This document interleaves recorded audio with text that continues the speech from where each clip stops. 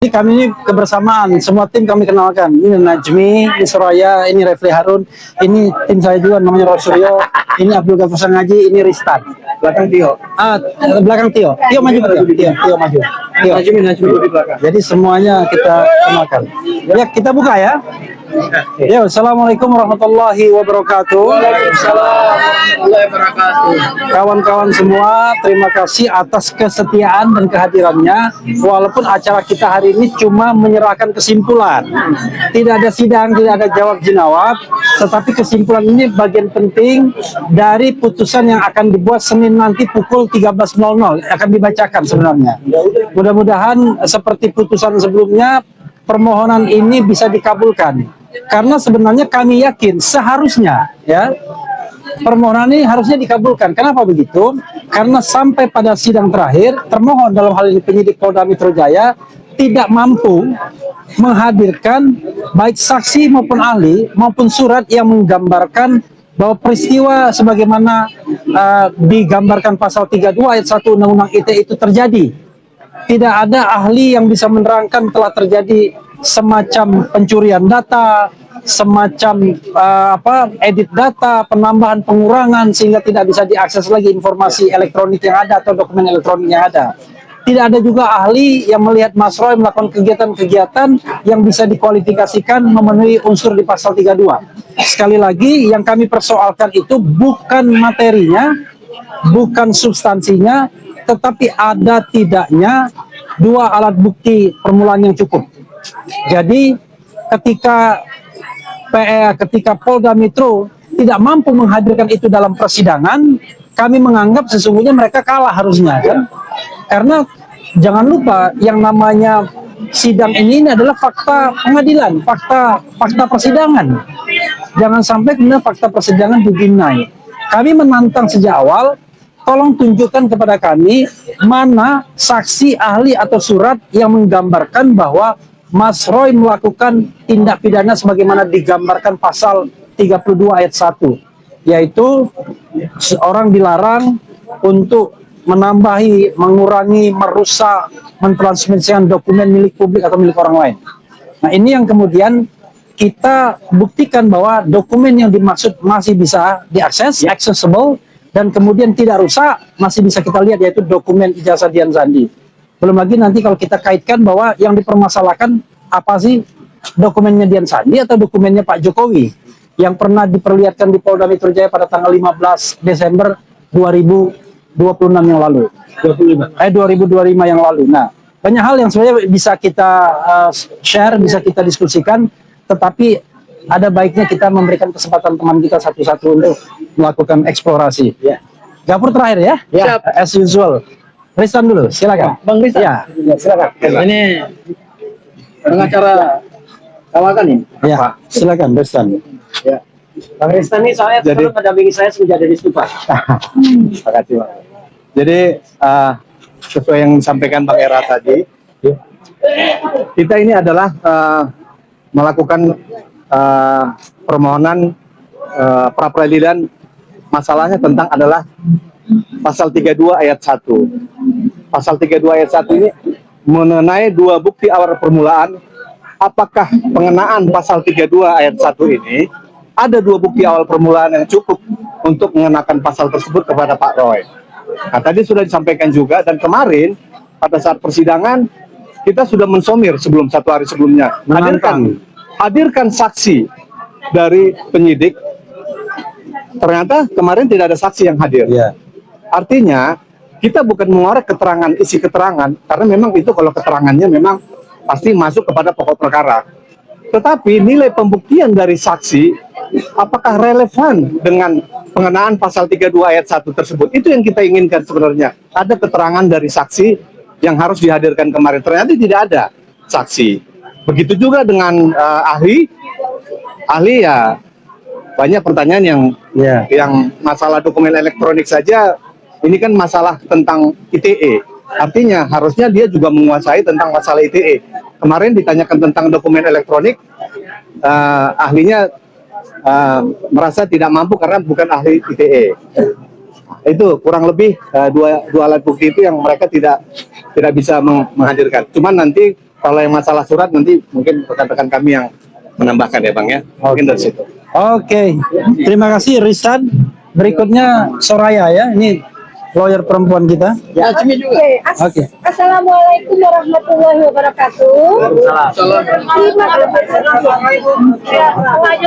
Oke, maaf. Ya, Ya, yuk. silakan. Nah, tengah. Silakan. Ya. Oke, Assalamualaikum warahmatullahi wabarakatuh. Waalaikumsalam. Syukur alhamdulillah hari ini sampailah kita pada titik kesimpulan. Dan kita akan menunggu nanti keputusannya di hari Senin jam 1. Tetapi sebelum itu semua terjawab, saya dan rekan-rekan mengucapkan terima kasih pada rekan-rekan semua yang sudah hadir membersamai kita. Dan semoga kehadiran rekan-rekan, pers dan lain sebagainya itu mendapatkan tempat di sisi Allah Subhanahu wa taala. Karena kita sedang berjuang nih. Berjuang bersama pejuang kita Mas Roy. Kita anggap beliau adalah pejuang kita, pejuang kebenaran dan pejuang keadilan. Ini untuk Mas Roy. Dan kita membersamai pejuang kita dengan memberikan satu landasan-landasan hukum ya yang disertai dengan bukti-bukti yang sudah kita lakukan selama ini. Jadi saya mencoba menambah apa yang tadi rekan saya dan semua rekan sudah katakan bahwa saksi mereka seharusnya memberikan saksi dari termohon 2 orang, tapi ternyata mereka hanya mampu memberikan 1 orang saksi ahli. Oke? Kita tidak keberatan dan kita tidak kecewa dengan hal itu. Dan kita semuanya tidak akan juga jumawa bahwa yang seharusnya dilakukan sama mereka dan memenuhi apa yang seharusnya mereka lakukan, mereka tidak penuhi itu. Dan semoga harapan kita semua nih, para pejuang, rekan-rekan kita para pejuang, ya, untuk menegakkan kebenaran dan keadilan ya di dalam proses persidangan ini mendapatkan tempat di sisi Allah dan mendapatkan jawaban yang terbaik. Karena ini juga sekaligus ini menjadi satu edukasi hukum untuk pra peradilan yang akan datang. Jadi untuk itu doakan teman-teman dan terima kasih Abang kita nih yang sudah luar biasa juga semuanya. Bang RH sudah membersamai kita semua. Terima kasih Bang RH, terima kasih Bang Gofur dan semuanya. Kita tetap berjuang ya Bang ya. Iya. Terima kasih. Assalamualaikum. Oke. Najmi mau bicara, Najmi. Cukup. Oke. Bang Gafur dulu ya. Mungkin rekan-rekan media, saya mau menjelaskan beberapa hal krusial. Yang pertama, ini adalah dokumen kesimpulan yang tadi kami sampaikan ke hakim pra peradilan, ya, setebal 41 halaman. Kesimpulan ini merangkum semua fakta-fakta persidangan selama proses pra peradilan. Dan di dalam kesimpulan ini ada beberapa hal dan bahkan juga menjadi fakta persidangan. Ada beberapa hal yang menarik Mas Roy. Yang pertama terbukti bahwa ijazah Pak Jokowi bentuknya adalah ijazah analog. Dan kemarin pada saat pemeriksaan alat bukti termohon, ada satu BAP krusial dan satu BAP kunci yang juga dihadirkan sebagai alat bukti, yaitu BAP dari Pak Joko Widodo. Dan saya salah satu anggota tim kuasa hukum yang membaca BAP Pak Joko Widodo. Ada satu keterangan yang menarik dari Pak Joko Widodo. Beliau dalam berita acara pemeriksaan mengatakan bahwa beliau hanya mengakui ijazah analog. Sementara yang diunggah oleh Dian Sandi berdasarkan BAP Pak Joko Widodo yang kemarin dihadirkan sebagai bukti dari termohon, beliau katakan bahwa itu bukan ijazah saya. Hal yang kedua, itu adalah foto dari ijazah. Hal yang ketiga, beliau sebenarnya tidak memberikan izin kepada Dian Sandi untuk memoto ijazah tersebut. Dan hal yang keempat, beliau tidak mempersoalkan. Dan kenapa Dian Sandi tidak ditetapkan sebagai tersangka dalam perkara pasal 32 dan pasal 35 Undang-Undang ITE? Karena ternyata pernyataan Pak Jokowi sendiri yang mengatakan bahwa dia tidak merasa dirugikan. Nah, pasal 32 kita sebenarnya sedang membicarakan satu dokumen elektronik. Dan dokumen elektronik tersebut diunggah oleh Dian Sandi Dan oleh Pak Joko Widodo sendiri dalam berita acara pemeriksaannya, meskipun ini materi lah, tapi karena kemarin dihadirkan, ini dalam rangka juga kita ingin meng-cross check dengan penggunaan unsur pasal 32, ternyata itu bukan dokumen elektroniknya milik Pak Joko Widodo. Kenapa terhadap pasal 32, pasal 310, 311, kenapa juga disisipkan pasal 32 dan pasal 35? Ini kan sesuatu yang tidak relevan, sesuatu yang terkesan terlalu dipaksakan, dan bukan ini terkesan lagi, sesuatu yang terlihat dipaksakan. Oh, yang punya ijazah aja mengatakan dalam berita acara pemeriksaannya kemarin dihadirkan dalam fakta persidangan, itu bukan dokumen elektronik milik dia. Terus dokumen elektronik yang dikatakan bahwa diubah-ubah, dipotong-potong, itu punya siapa? Kalau itu bukan punya Pak Joko Widodo, kenapa Pak Joko Widodo melaporkan pasal 32 dan pasal 35? Inilah sesuatu bentuk penyeludupan hukum luar biasa. Itu hal yang pertama. Ada di sini. Ya, itu kami sudah sampaikan dalam kesimpulan. Hal yang berikutnya lagi adalah terkait dengan pokok persoalan kami dalam pra peradilan ini adalah kami menguji dua alat bukti permulaan yang cukup. Berdasarkan kesimpulan kami yang kami gali dari fakta persidangan, ternyata penyidik Polda Metro Jaya menetapkan Mas Roy itu dalam dua peristiwa pidana. Pertama pencemaran dan fitnah, dan kedua adalah pelanggaran undang-undang ITE atau cyber, kejahatan cyber, 32 dan 35.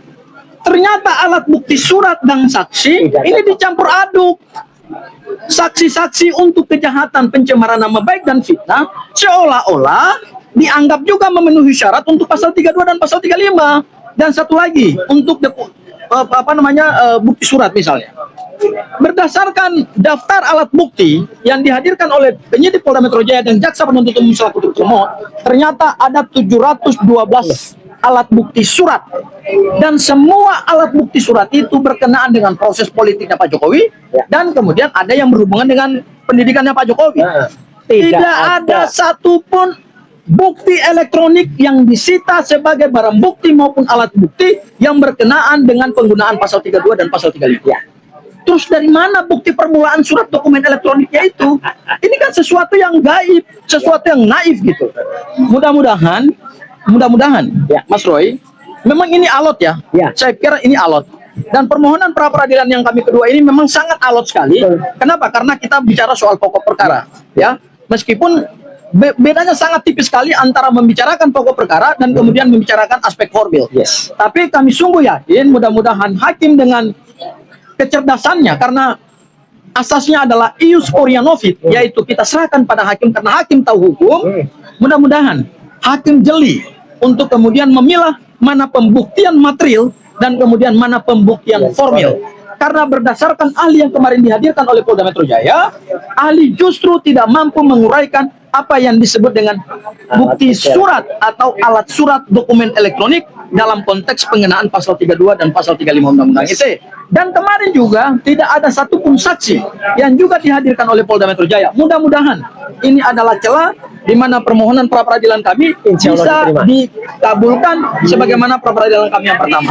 Dan Mas Roy, tidak mendahului Bang Refli juga, saya ingin men-spill dikit aja bahwa kemarin kami juga sudah mendaftarkan permohonan pra peradilan yang ketiga, sudah keluar nomor registrasi perkara, sudah ditunjuk hakim tunggal pra peradilannya, sudah keluar juga jadwal persidangan pra peradilan ketiga. Terkait dengan apa saya belum bisa menyatakan, mungkin nanti secara resmi akan disampaikan oleh Bang Refli Harun pada saatnya nanti waktu yang tepat. Tapi intinya kami juga sudah memohonkan permohonan pra peradilan yang ketiga, dan ini tidak nebis in idem.